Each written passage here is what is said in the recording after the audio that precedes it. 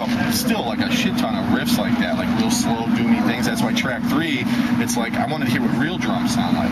So I went in and did that. Like everything on that demo was in order of how it was recorded too. Oh, really? So it was, yeah, that's why like I had that. I asked that dude, you know, when I left, I'm like, can I have a disc of just everything I've done? And there was one other too, but it didn't go anywhere, and it was kind of stupid. I didn't, you know, it wasn't even worth it. It wasn't worth putting on anything. It was just like a fuck off session.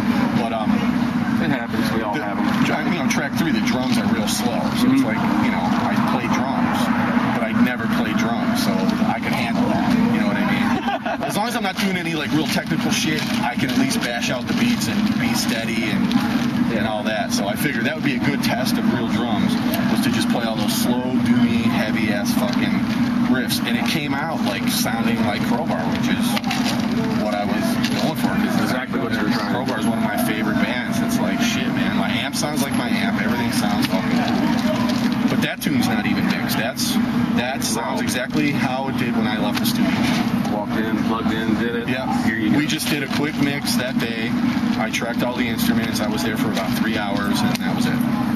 Man, very little time to come out. That was it. Awesome. And 4 and 5 sound so raw because they were in another session and they didn't want to fucking change a bunch of microphones and shit like that. So I just went in. They let me go in and like bash those tunes out real quick, and that's why they sound so raw and shitty. But I just wanted them for reference.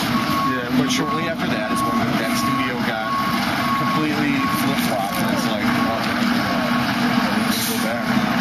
So, I got some friends of mine up north. They just recently converted to a Pro Tools studio.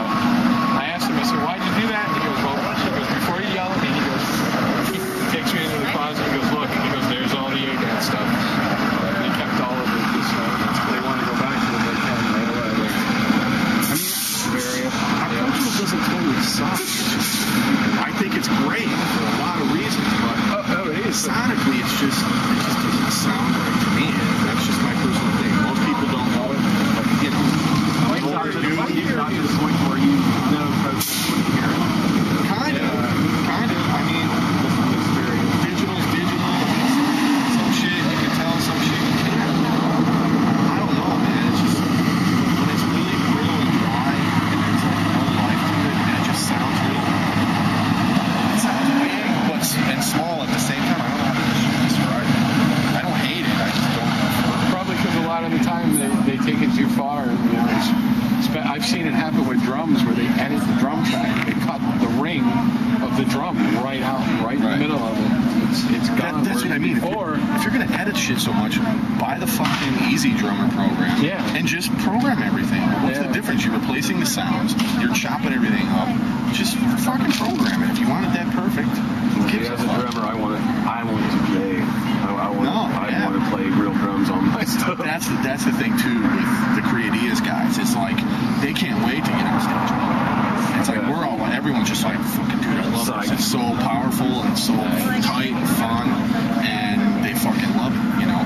With this, everything is like a regimented thing. The set is set start to finish because there's some things that are on tape, so the drummer's playing to a click, and everything has to go the way it goes. Like every movement, every fucking thing is like kind of played out.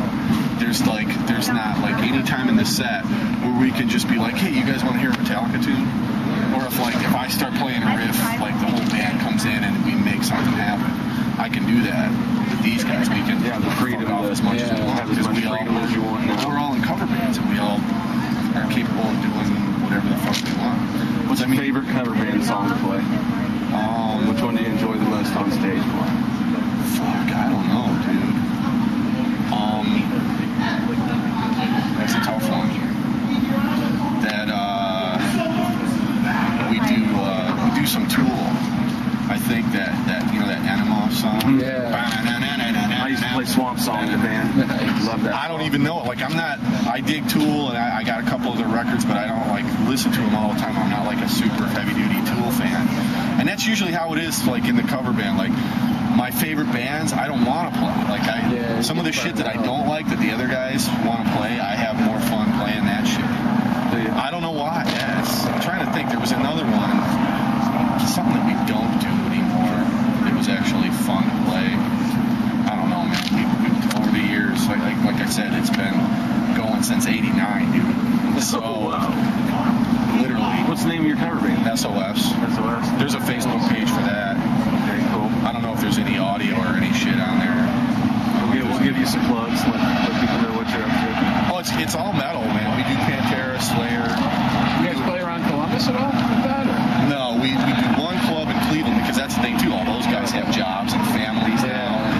run that like a business when we first started out. We would play every Friday and Saturday for years. The original drummer was more like a business guy.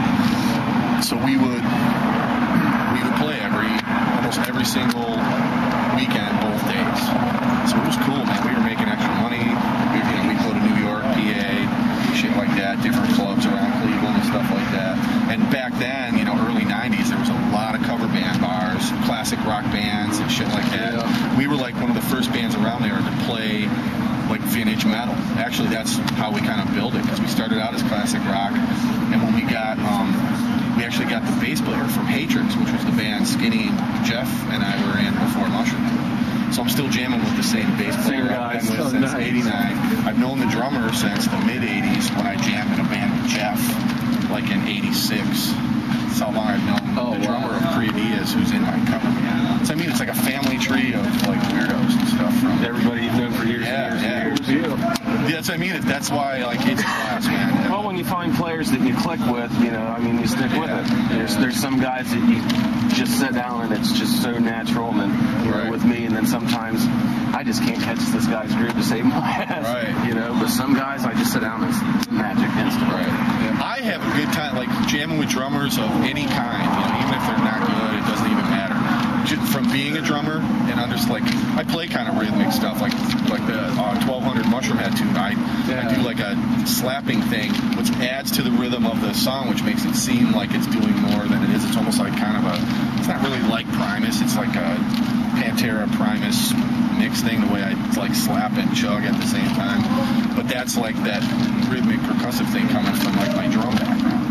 That's cool. So jamming with drummers is like, it's just like go off. I'll make anything. Plus, we all play. You play one riff for us all. We'll all play the same. We'll all play something different. Exactly. Yeah. No, that's the cool thing, man. That's why I like that the dude in my cover band. He's just a real versatile guy. He's got kind of a jazz background and a classic rock background. Like John Bonham's his guy. He plays that. Love John Bonham. John Bonham kit. Does he? Oh, no. I'm still a single bass drummer to this day with one club we play at. I think I'm the only guy that plays single bass drum. That's what he does, like with Creadias. He's got two different size kick drums. That orange plastic Ludwig kick. Yeah, the Vista lights. He's got the double kick. Big 26. Set up. Right. He's got the double kick set up to the 22-inch kick drum. And his the 26 has just got a single. So when we go into like the slow doomy shit, he fucking rocks on that big kick drum, and it like changes big, super the heavy bottom dynamic of that fucking whole tune. It's like that's just how that dude thinks. And like the way he does his quad fills and shit, he's like modern day John Bonham, Nice. He's like a metal John Bonham. The dude's bad, and it's like super fucking cool. He gets along with anybody. He's a great guy. He actually every year comes down somewhere around here every year to fucking to fish. He tows his boat down here with a bunch of his other buddies, and they come down here to fish. And I would come too, because I like I'm all about bass fishing. Dude, you want to come down here and go fishing? I can hook you up. Back in the salt flats, buddy of mine's son. Yeah, the kid pulls fish out like this every time he's back there. I mean, it is nothing but fun. Well, I'll get in contact with you guys. Yeah, absolutely. When I get some, maybe I get like some demos going, before the shit's done, I'll send you guys a CD just to check out. Send us a mailing address. We'll send you a t-shirt. Let us know what size you wear. Everybody in the band, what size they wear. Oh, right on. We'll send you those shirts for everybody. Cool, man.